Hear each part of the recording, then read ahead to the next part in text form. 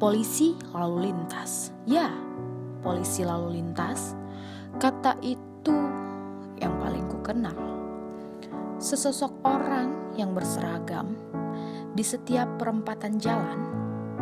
Engkau berdiri dengan gagahnya, berdiri di tengah jalan, mengatur lalu lintas agar tidak terjadi kecelakaan.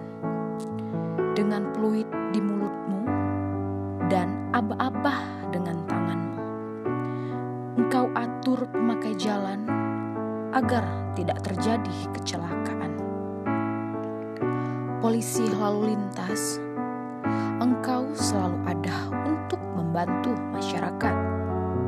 Meskipun terkadang kehadiranmu dibenci masyarakat yang suka melanggar aturan.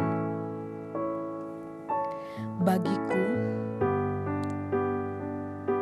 jasanya sungguh amat besar. Walaupun matahari menyengatnya, ia tak pernah letih dan tak pernah patahkan semangatnya untuk menjaga ketertiban lalu lintas.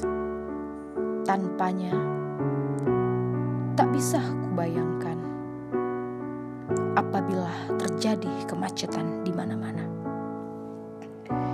Jika kau tak ada, mungkin banyak yang akan binasa.